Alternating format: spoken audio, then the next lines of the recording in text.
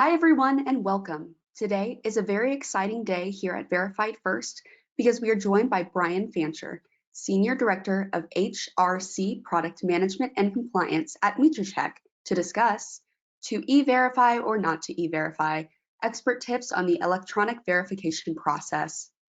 This webinar is available for 1 SHRM and 1 HRCI credit. For our live attendees looking to receive credit, be sure to stick around for our post-webinar survey. If you're listening to this on demand, check your email for instructions on how to redeem your credit. Also, this webinar is being recorded, so you can use it as a resource, pass it along to your coworkers, or watch it whenever you'd like. We'd love for you to utilize the chat function during this event if you have any questions for our speakers. To prepare, let's practice now. In the chat feature, let us know where you're tuning in from and if this is your first time attending a webinar with Verified First. Hello, Angela from Sullivan. Boulder, Colorado. Hi, Betsy.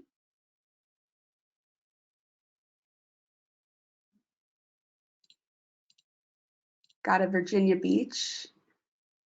Iowa, wow. South Carolina, Wisconsin. We've got everyone. All right, well now I'd like to kick us off by officially welcoming everyone to today's discussion and to thank MeterCheck and APS Payroll for sponsoring this event.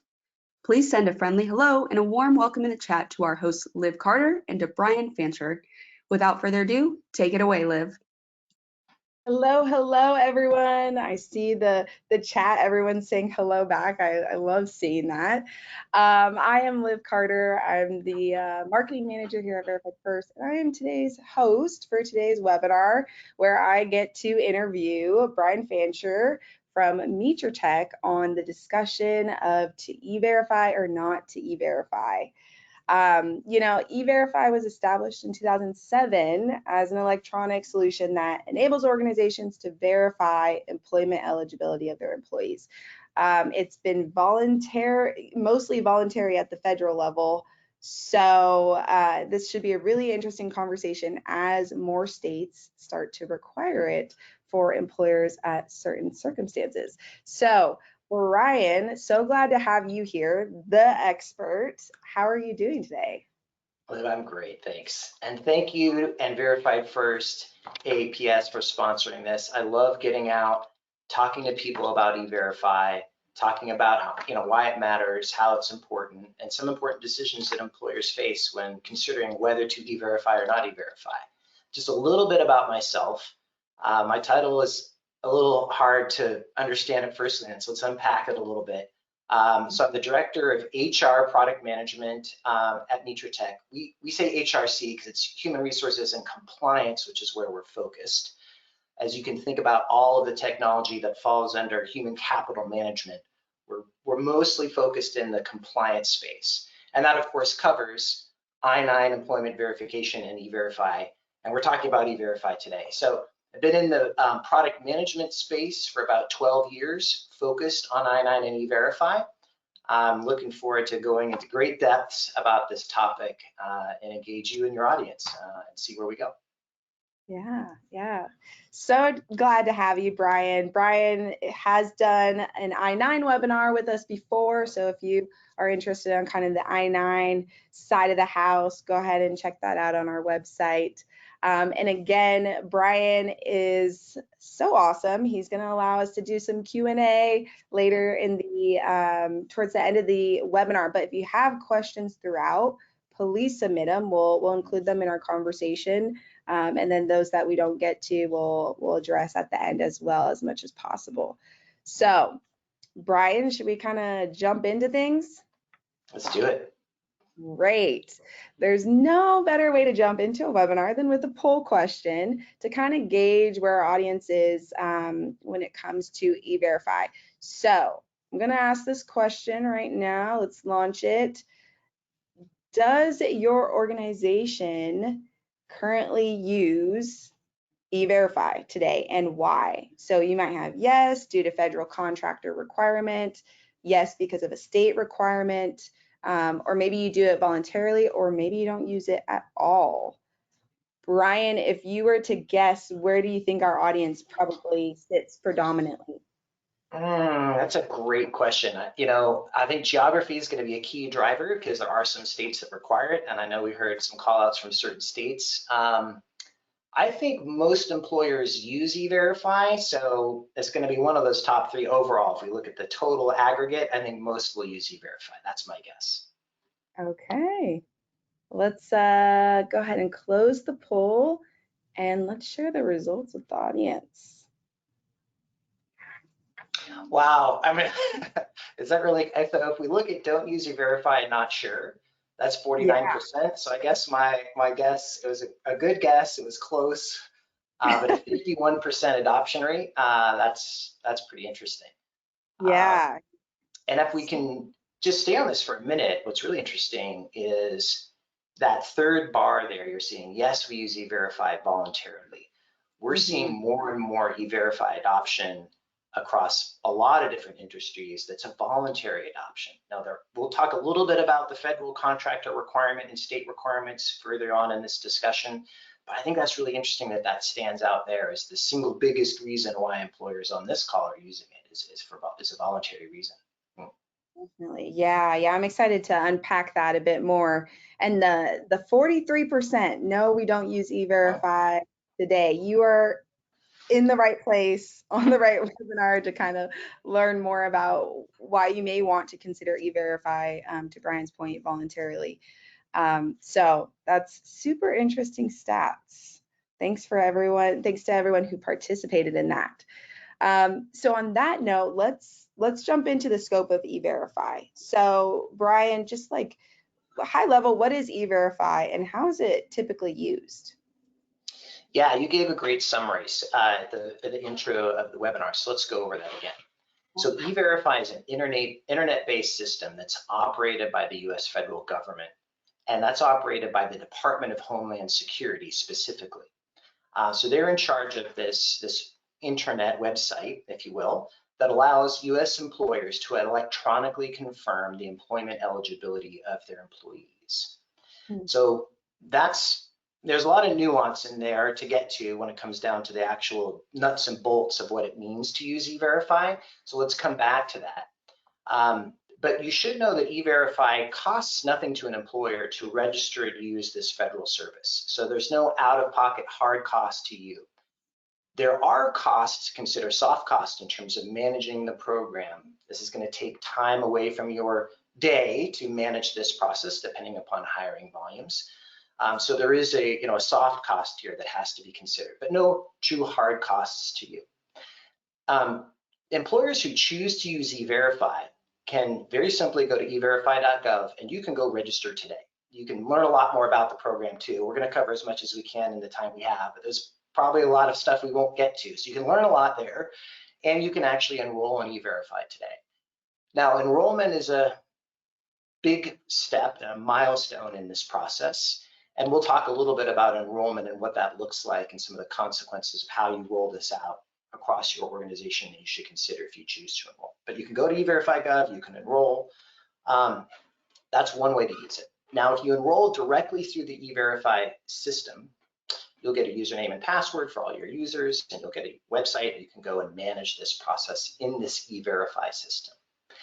Now, there also are a lot of industry-leading electronic I-9 providers that integrate with E-Verify. So you might ask, well, why is that important? And the first thing you should know, maybe I should have had this as the first bullet in my list, is the E-Verify program, the E-Verify information, the information you enter into E-Verify is information that you're going to pull from the employee's Form I-9. So we'll get into some more details around the whole process end to end. But ultimately, that I-9 information that's collected at the time of hire, some of that information is entered into E-Verify. So if you're completing I-9s on papers today and you want to go register for E-Verify at their site, you can do so, and you just look at your I-9 and you enter in the data and you follow their workflow, and that's fine. But if you're using an electronic I-9 system, and the best ones out there, such as the Tracker I-9 platform that Mitratech supports and partners with Verified First, we have an integration with the E-Verify system. So what that means is while you're filling out an electronic form in our Tracker platform, and there are other platforms that do this, once that I-9 is completed, you'll have an option to automatically send the data from that I-9 form to the E-Verify system and manage the E-Verify system through that electronic I-9 platform user interface rather than logging into the E-Verify user interface. So that creates some streamlined advantages, and there's a lot of benefits to having a kind of side-by-side process. I-9 first, electronic in a platform, and then E-Verify in the same platform versus a just disjointed experience, which is paper I-9 or I-9 in some electronic system that doesn't support E-Verify, and then going to E-Verify and managing that work. So those integrated solutions create a more consistent, seamless process. It also reduces data entry errors, because if you're looking at a paper form and you're keying it into E-Verify, there's a chance that you might misenter that, because we all do that sometimes. So there's a lot more to unpack there, but that's really what E-Verify is and how it's used. We can go into the why it's used in a little bit, but that's the basics. Yeah, that's a great overview.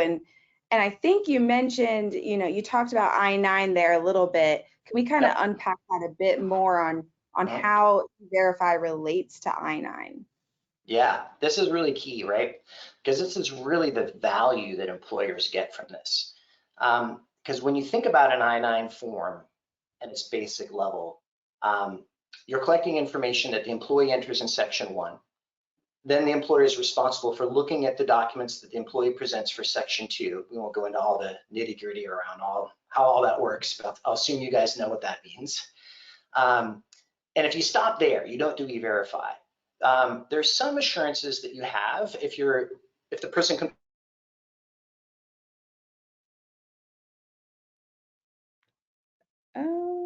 Did we lose Brian?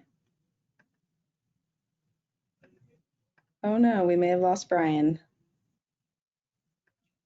Let me just send him a chat real quick. Sorry about this, audience. Let me see if Brian can receive my chat.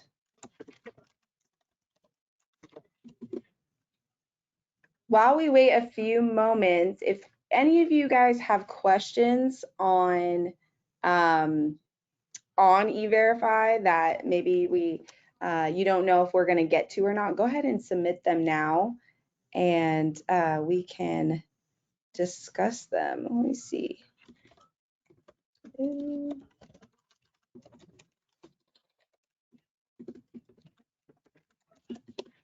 Okay, sorry, everyone. Oh, looks like we did lose Brian. Let's give him just a few more minutes, a few more seconds to pop back in. For those of you that just joined us, I see some questions about the chat and how to access it. It should be in your GoToWebinar control panel that kind of popped up when you first joined the conversation.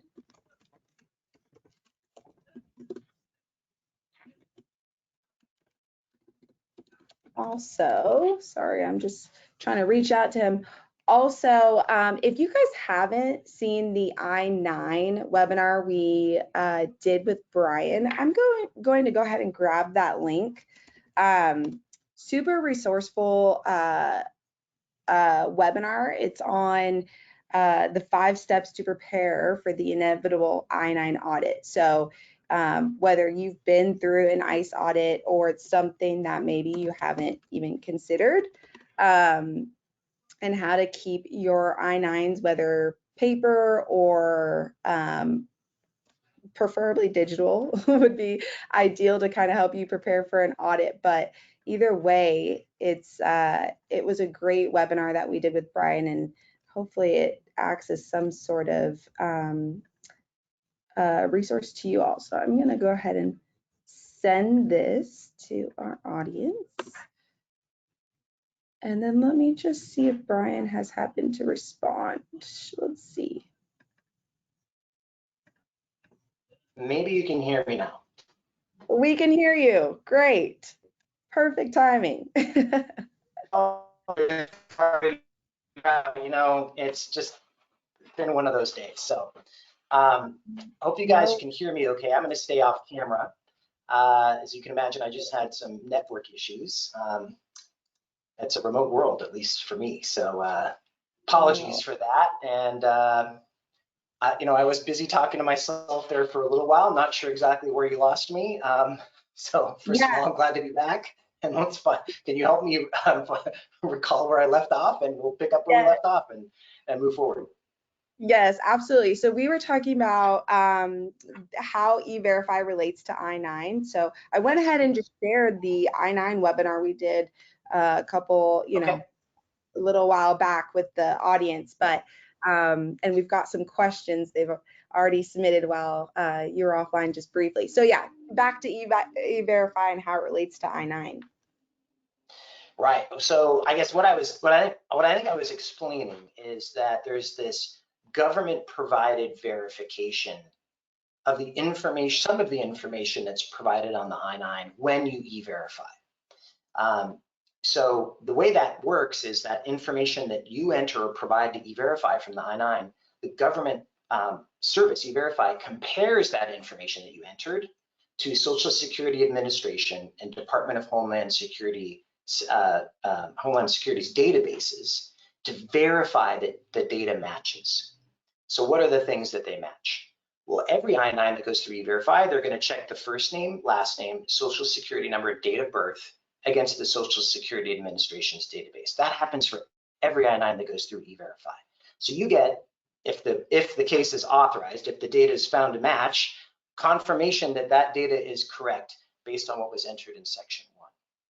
Now, depending upon what document or documents the employee presents in section 2, there may be document data validation that happens through this service. That would include a US passport and some other documents. We won't go through all of them, but it also includes driver's licenses. So the data you provide to e-verify, if an employee presents one of these documents that e-verify validates, you'll get document data validation. So that's the main purpose here, is for the federal government to provide employers with a way to validate some of the information that's on the Form I-9 by checking that data against government databases. Now, when it comes to this process, there's some things to remember. We won't have the time to go through all the rules around e-verify, but there are some that are specific to the I-9 that we should call out. And it goes like this. If an I-9 is going to be processed through e-verify, then the Social Security number must be captured on the I-9. Normally, the Social Security number is optional. However, again, when you're using e-verify for that I-9, the SSN is not optional, it's required. And that's because, as we just said, there's a comparison of the Social Security date of birth and name against the Social Security Administration database. So if you don't have a Social Security number, you can't do that comparison, so that's why it's required. Another requirement is that any List B document provided by the employee must contain a photograph, okay? Must contain a photograph. There are a lot of different List B documents. We won't go through all of them, but basically any document issued by any school in the United States is potentially a valid List B document. Most of those might have pictures, but some might not. There's a lot of List B documents that might not have photographs. But if you're using e-verify, at the time that the employee presents a List B document, you must make sure it has a photograph. Now, the next major I-9 rule, there's some minor ones we're not going to have time to cover, but the major one is there's this requirement of doing what we call photo matching. And what this means is that there are 4 documents that an employee may present to complete their I-9. And if the employee presents one of those documents, you must go through a photo matching process. And when you think about it, it's pretty cool. What happens is employee presents 1 of 4 documents. Well, what are those documents? We can go over them real quickly. It's a US passport, a US passport card, a form I-551. You're like, well, what's that? Well, that's actually, that's the form number for what's commonly referred to as a green card or legal permanent resident card. So we got the US passport, passport card, a green card, known as the form I-551, and then a foreign national work permit card, which is called the I-766 or the EAD card. So if the employee presents one of those 4 documents and their I-9 is subject to e-verify, you must retain an image of those documents. Even if your policy is otherwise not to retain images of documents for Form I-9 processing. So you must retain an image. In some cases, you have to get the front and the back of the card. So make sure you the system that you're working with, whether it's E-Verify or an electronic I-9 system, should prompt you for all this stuff. You can, of course, read more about it at everify.gov, but you have to retain the image, and then in the E-Verify workflow, you will be presented with an image of the individual that's on file for that document. And you are asked to make a comparison between the image that you have on the copy that you retained on the document that you inspected, and you must compare that to the image that the E-Verify system presents, and you got to do a comparison. Say, yep, those are matching or they're not matching, and you have to make that determination. So these are additional steps that E-Verify has built into their process to make sure that that government provided verification can be completed, can be executed. Without these steps, there will be less verification, or in some cases, no verification that E-Verify can provide. So those are some of the details around the Form I-9, and there's a lot more there, but I think that's a good place to get started. Yeah, and I know our audience is probably like, that was a lot, like, whoa.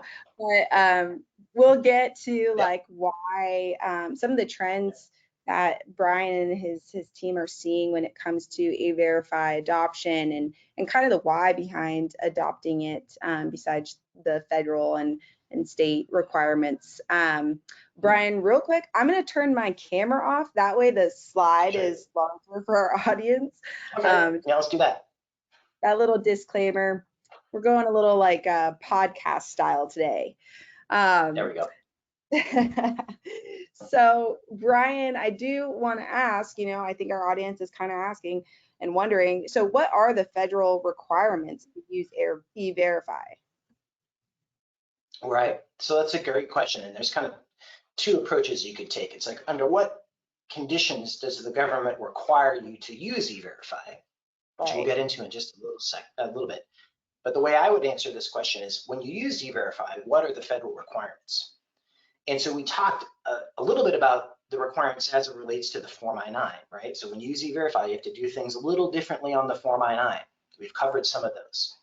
So in addition to the I-9 rules, there are a set of rules that govern how employers must participate in E-Verify to remain in good standing. And those rules are described at everify.gov, but also in an important document that must be completed at the time of implementation. And there's a memorandum of understanding, an MOU, that an employer must sign before you can start using E-Verify. And that MOU is going to go through all of these rules, and there are a lot more that we can cover today. We've covered a few on the I-9. There's a ton of rules.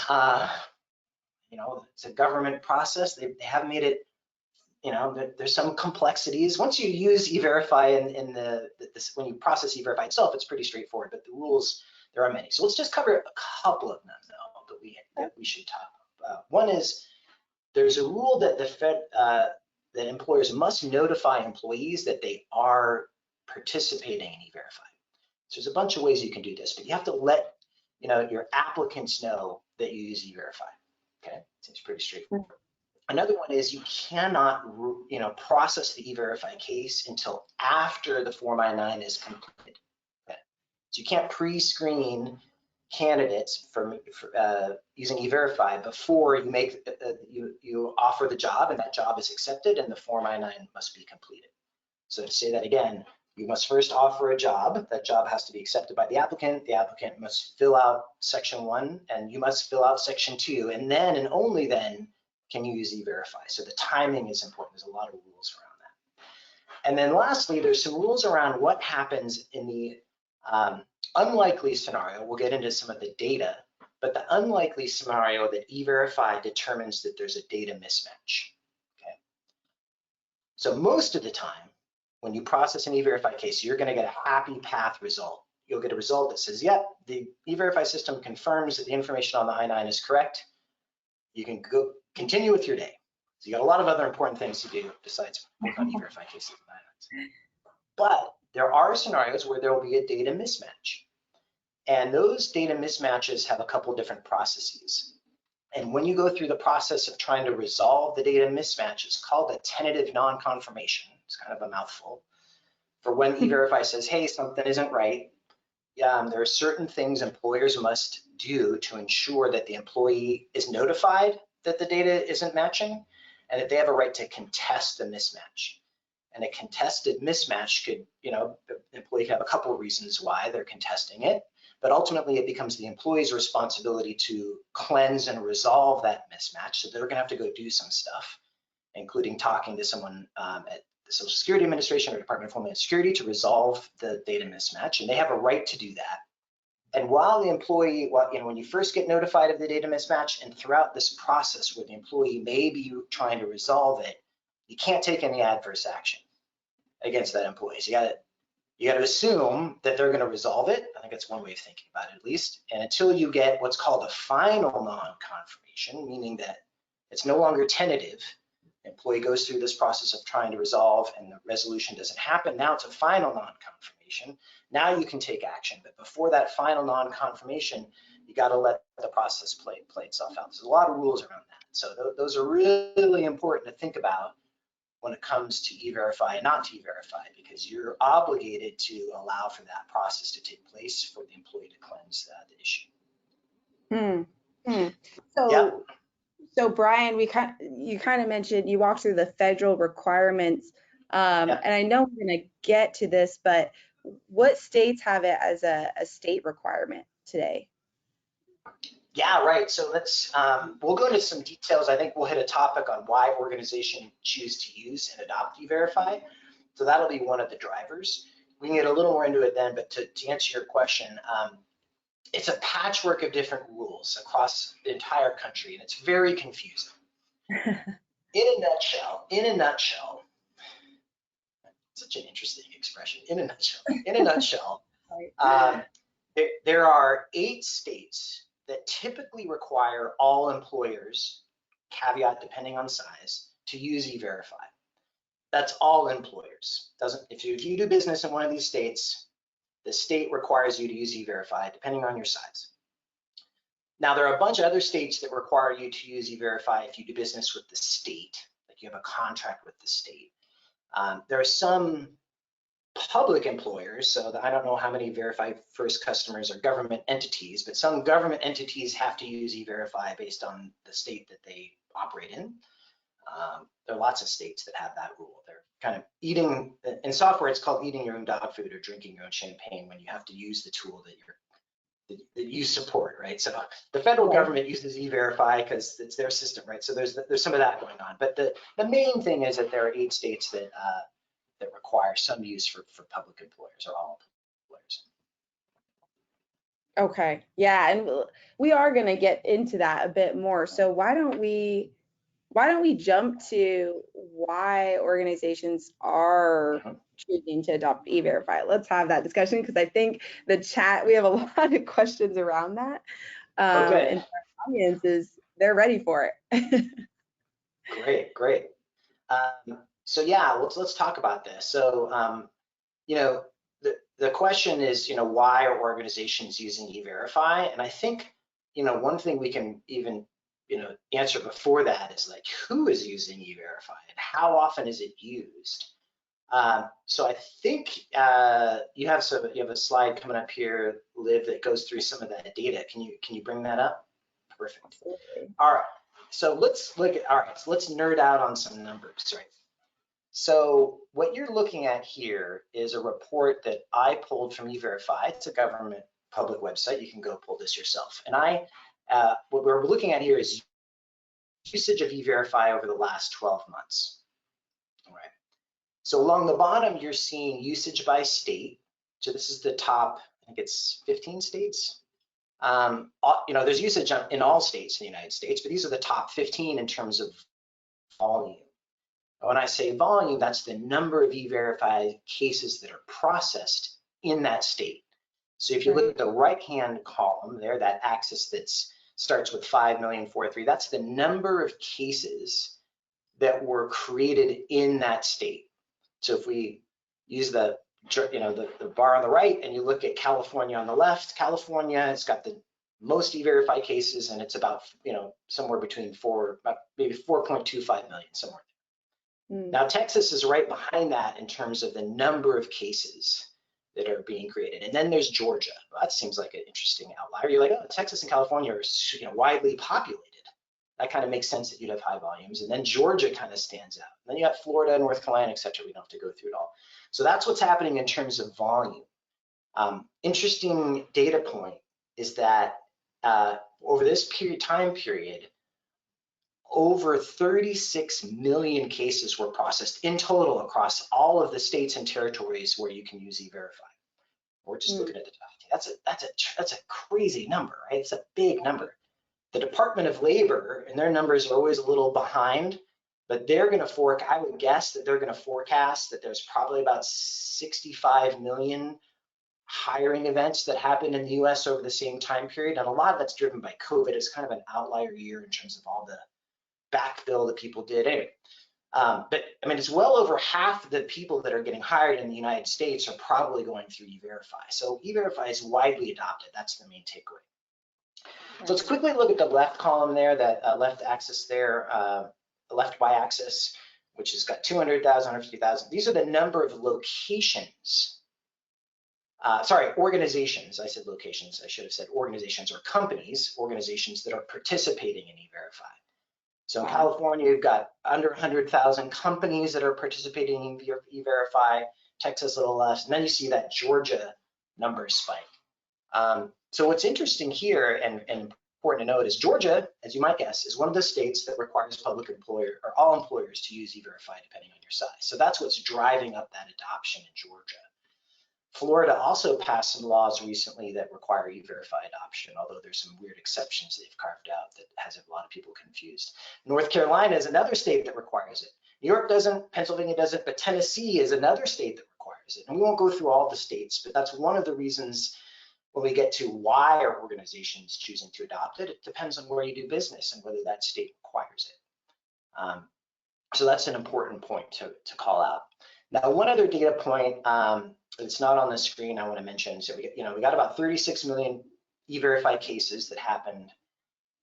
According to E-Verify, 98.39% of those cases get that happy path employment authorized result, right? So when I say the vast majority of cases, you don't have to worry or work through those exception paths where, there's more work to be done to support the E-Verify process. That is very infrequent, but it does happen. I mean, still the 1.61% of 36 million is a lot of TNCs, as I said, but it is definitely the exception case. So that's the data that we're going to present. So if we kind of recap on why organizations, so this is kind of describing who uses E-Verify and what the numbers look like at a high level, why organizations choose to use E-Verify. Well, the first one is there is a federal requirement under certain conditions. If you have a contract with the federal government, that contract may or may not have a clause that says, as a condition of adhering to the terms of this contract, you will use E-Verify. So we call that the E-Verify Federal Contractor Clause. And if your business does have one of those contracts and has that clause, well, you should be using E-Verify, and that's to honor the terms of that contract. And then the next reason why employers use E-Verify is because the state that they do in business in requires it, right? I mentioned that that's really confusing. If you go to, there's a lot of different websites that have this. MeterCheck has one. We have a state map, and you can look at all the states, and we'll describe to you all the states that require it and all the exceptions and all that complexity. We have a website out there that provides that information. But state requirements are they're different. They change, and the rules are different. It's very complex. So some organizations choose to use E-Verify because of a federal requirement or a state requirement. Some employers voluntarily use it, which we'll come back to in a second. We saw that in the poll that we had earlier, which is interesting. What are the drivers around voluntarily using E-Verify, you might ask? Like, why would I choose to use this even though I'm not mandated to do so? I think there's a couple different reasons, although I'd love to hear from the audience too. If you guys chat, if you want to chat us a reason, it might be interesting for us to, we probably couldn't get through them all, but it might be interesting for us to take a look at offline. But there are two main reasons why what I hear when I talk to employers on when they voluntarily use E-Verify. The first reason is they believe, and I agree with them, that eventually E-Verify is going to be required federally for all employers. That day will come. I've been saying that for 10 years. So why is it taking so long? And the reason it's taking so long is it would take an act of Congress, which would require a bipartisan agreement that every employer should use E-Verify. And I think widely that is politically popular. E-Verify is very popular. The challenge is that Congress isn't going to pass a bill just about E-Verify. They're going to package that up into some more comprehensive immigration package, and that is very hard to do. And I've been saying that it's been very hard to do for 10 years because it is. It's just hard to do in the political climate we are today. But I think eventually, it could happen. Is it this next Congress? Is it likely to happen? Probably not. But you could be surprised. But eventually, I believe it will happen, right? I mean, maybe in my lifetime. It's hard, it's hard. I'm not a gambling man. It's hard to say, but I think eventually. But here's the thing to say about that. There are lots of proposed bills, federal bills, that require E-Verify, and when you look at them, it's concerning because the bill as proposed says as soon as this bill is adopted, all employers must use E-Verify in like 30 days. You're like, wait, 30 days? To adopt a change process that has a lot of complexity and cost, and I've got to build, alignment and manage that across my organization, like that's not a lot of time. So by getting out in front and adopting E-Verify on your terms ahead of a mandate makes a lot of sense. Right. E-Verify does have a lot of flexibility. So if you are voluntarily using E-Verify, you don't have to use it for all of your hires. You can use it for just some. So some customers of ours are using E-Verify when it makes sense to do so, maybe not across their entire org because they want to get a process in place in advance of a potential federal mandate. However, that does create a challenge because when you have a hiring process that's inconsistent where some employees, their I-9s are going to E-Verify and others aren't, we know that can create some problems, right? It's inconsistent. You've got two different training programs. How do you ensure that you're following the right path? How do you enforce that? So more and more, we're seeing employers who originally started using E-Verify for a subset of their hires because of a federal contract or because they were doing business in a state that required it. But maybe they weren't doing E-Verify everyone. They're slowly adopting E-Verify for all to get it, to take advantage of the process consistency, training consistency. And overall, once you get the hang of it, E-Verify is, not too tough. Those exception cases are time sensitive and time consuming, though. It's certainly something to think about. Right. So Brian, we did have a question. I want to ask it now. I mean, we're going to get to a Q&A session, but I think this was a great question. Laura was wondering if they operate in a state that requires E-Verify, can they limit participation to those states, or do they need to implement the program in all the states they do business? Yes, the answer is yes. You can limit E-Verify to participation only in those states that require it. Okay. And the way that works, without getting too much into details, is E-Verify has a concept of a hiring site. And you can think of that as like a physical location where you do business or where you have operations, and that out of that facility you hire. With all the remote hiring, it gets a little confusing, but so let's set that aside. But so for example, if you're operating a retail store and you have retail stores in Utah, which is a state that requires it, and you have retail stores in California, which doesn't, you can choose to configure your E-Verify system to only E-Verify those employees who are being hired in Utah. That's a very easy thing and common thing that happens. Okay. Yeah. But then you kind of mentioned some of the, potential reasons why not to, if you're kind of working across the board in your organization. But that was a great question by Laura, and I appreciate that. We have quite a bit of questions actually in our chat. So I'm thinking we kind of pivot and talk about what it looks like getting started with E-Verify, or maybe when organizations should consider adopting E-Verify, kind of before we get into our Q&A session. Sure. That's a great question. So, we've talked about some of the drivers for E-Verify adoption. So if you're considering E-Verify as an employer, the first thing you'd want to do is check to see if you're federally required because of a federal contract, or maybe you're required based on a state mandate. So certainly, find out. If you don't know, it's, go find out. That'd be a great question to answer for yourself to make sure that you're following the compliance requirements based on your business and business practices. Getting started is super easy. As I mentioned, you can go to eVerify.gov and sign up. The process of signing up has some steps and some complexities, particularly if you're a federal contractor. We don't have time to go over all of what that means, but federal contractors have some additional requirements that non-federal contractors aren't subject to.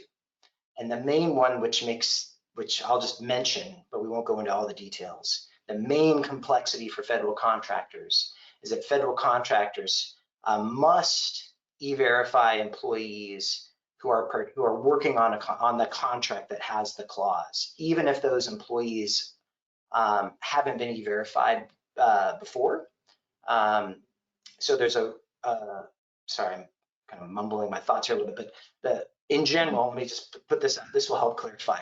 In general, when you start using E-Verify, you will only E-Verify new hires. So you don't E-Verify your existing employees. Okay, let me put that, that's good. Let's get that out there. Okay, I'll say it again. When you start using E-Verify for the locations that participate, you're only going to E-Verify your new hires.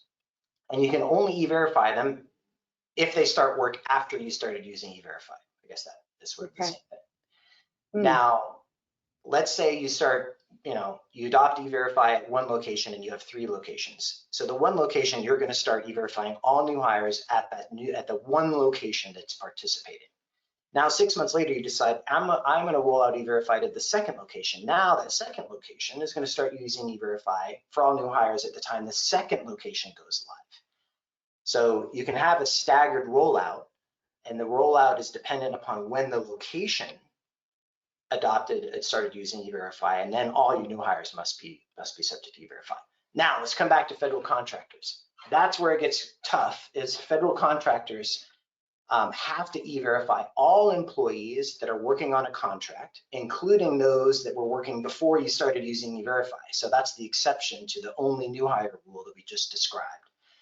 And that can get hard to figure out who's working on them depending on the complexity of the contract. I mean, we do business, the Tracker I-9 product under Tech supports a lot of universities, big organizations, huge federal contracts, lots and lots of figuring out who's subject to E-Verify, not based on whether or not they work on a contract. And they might only work on the contract for a week and you still have to E-Verify it. But we have that well understood, and we can support them well. So anyway, so federal contractors, it can get a little tricky. One more thing to say about that. So for federal contractors, either you E-Verify just those employees, existing employees who are working on the contract, or E-Verify says if that's too hard, just E-Verify all of your existing employees. Well, depending on your employee population, that could be a lot, and maybe that's simpler. So that's a decision that employers have to make. So if you're a federal contractor, you want to find that out first, I think. And when I say federal contractor, let me just reiterate, not all federal contracts have the clause.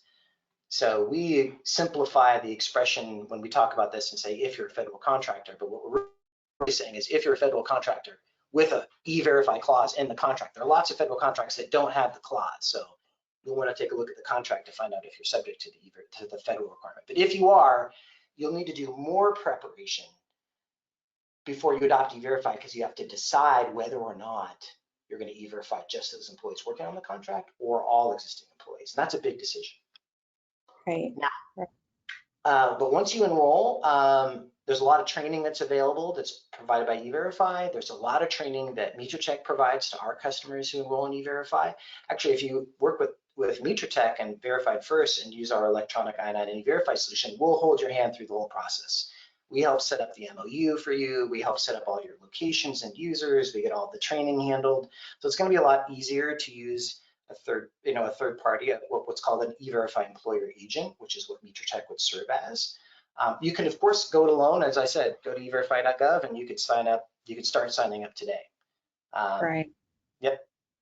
So Yeah. once you decide to use E-Verify and the drivers behind that, that's important. You might want to be able to explain to your leadership team, if you are adopting E-Verify the first time, what those reasons are and why it's important. And then have a rollout plan.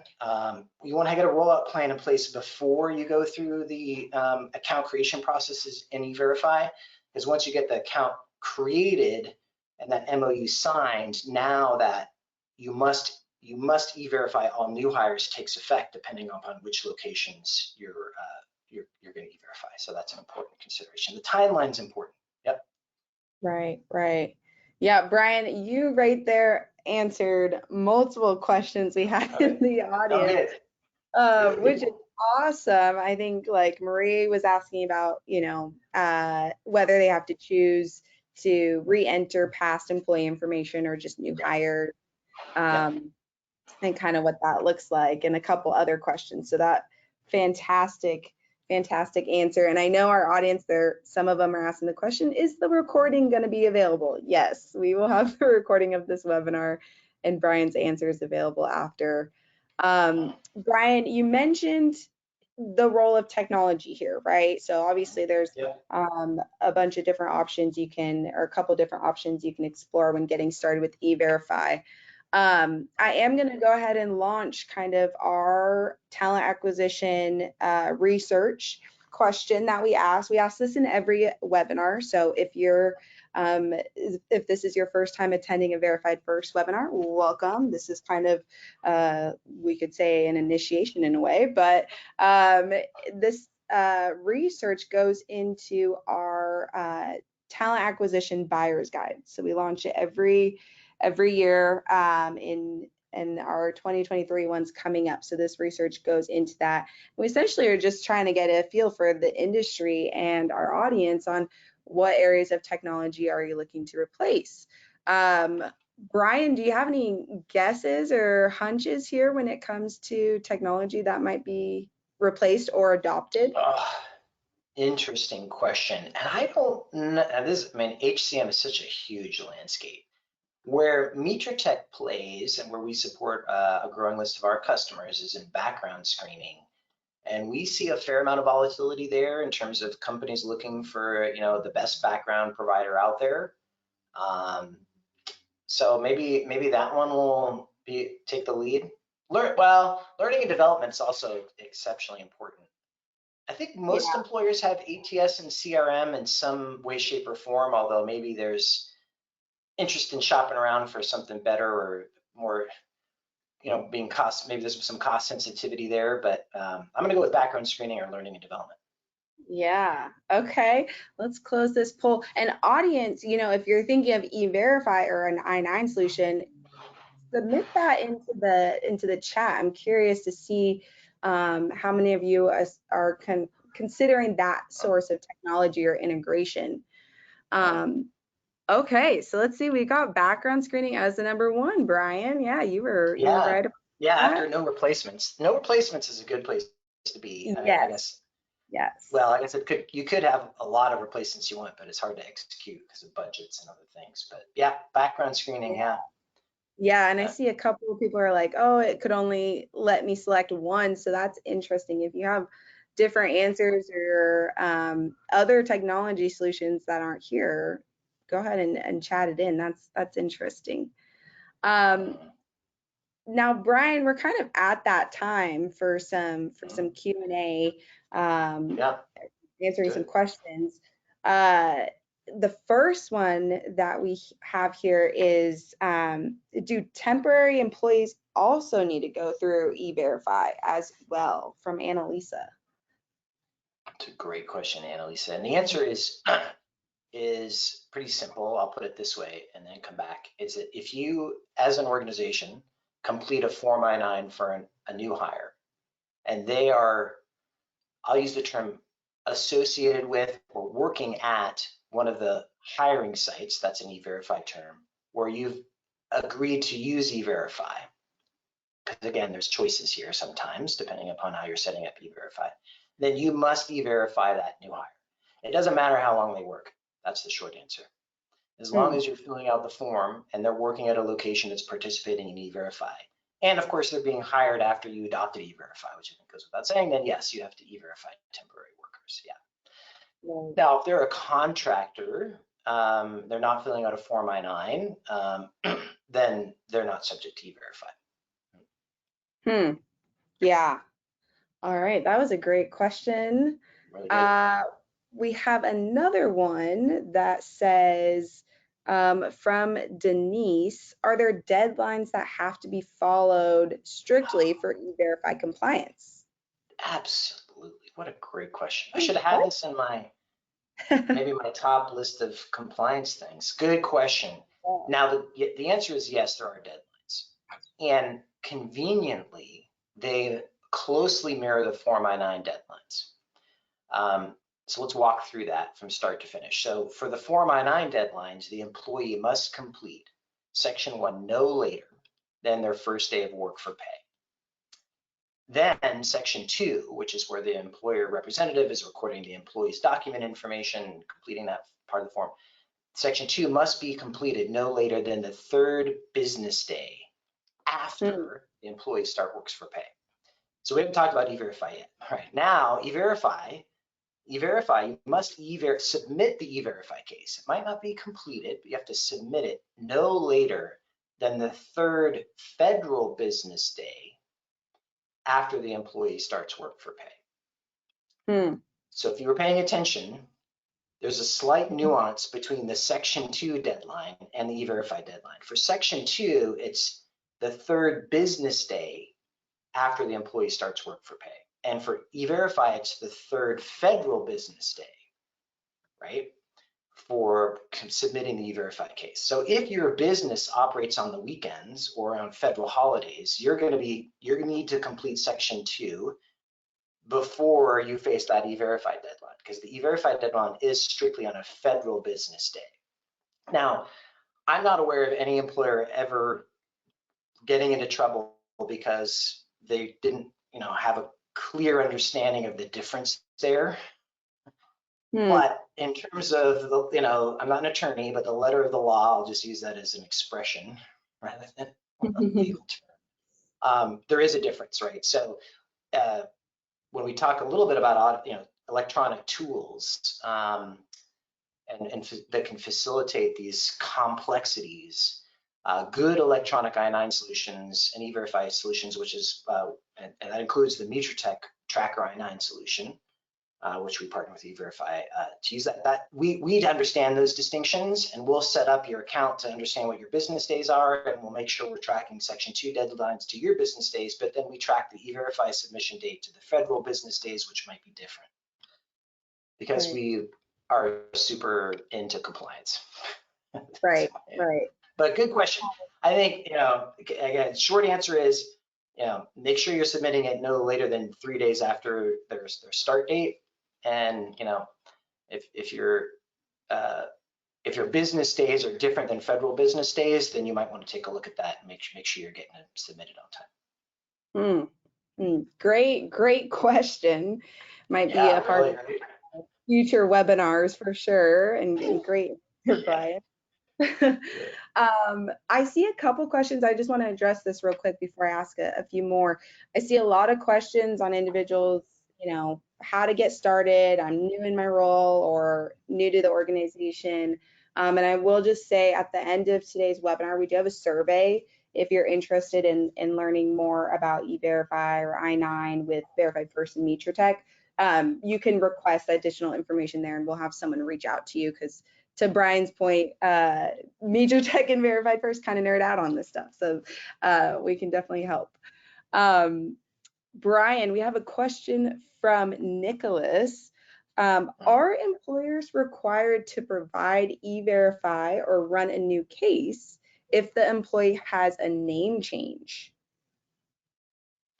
Great question. And the answer is, if you have already processed an E-Verify case for that new hire and their employment status hasn't changed, meaning they're still employed, and their name changes, the answer is no. You do not need to run a new case. In fact, it's worth going into, and these are some of the rules that we didn't get a chance to cover, but since it's sort of related, you might be aware, if you're an I-9 if you know the I-9 form well, there's a section of the form I-9 that's called section 3. And in section 3, you can record the employee's name change. So you might be asking that question because you are aware that you can update a name for an employee if it changes on section 3.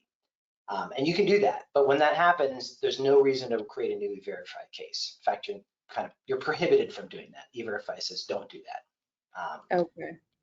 And similarly, you might be thinking about a similar use case, which is probably more common, which is there are some employees who have temporary work authorization, right?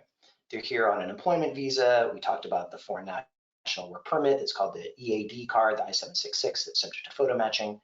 Those individuals, their employment authorization ends on a date that's determined by the expiration date of the document they presented for Section 2. And on the Form I-9, in order to continue to employ them beyond their temporary work authorization end date, because their EAD card got renewed, or maybe they got married to a US citizen, in which case they can work for longer, that you need to update the Form I-9 in Section 3 with the new employment authorization document information that evidences they can work beyond what was their previous temporary work authorization end date. So Section 3 is used for name changes. It's used for a term we call re-verifications, which is that employment re-verification I just described. You can also use Section 3 for rehires. But for that re-verification use case, you also don't e-verify that individual. So you only e-verify individuals at the time of hire. I think that's really the rule, right, that we're talking about. We've been kind of hitting on that at the time of hire. So the time of hire, you e-verify. Now that employee may present, because if they're temporarily work authorized, they might later in their journey with you present another document that says, hey, they can work longer than they previously were allowed to work. Great. Record that on Section 3. Make sure you get that right, but you don't need to do anything in e-verify. You don't submit another e-verify case for that employee, even though they presented another document that you recorded on the Form I-9 in Section 3. So great question. Got it. Yeah, really, really a great question. And we kind of have one that's a little bit similar. Susan is wondering, so the question is, what if we find that employees were not submitted through an I-9 system and months have passed? Should we still use e-verify to submit the I-9? Yeah, so I think there's two parts to this. The way I'm interpreting the question is you've discovered, and this happens, that an I-9 didn't get created for a new hire that should have been created. Right. And that happens. Now, as soon as you discover that, you should create an I-9 for that employee. There's one exception. If they were hired before November 7th, 1987.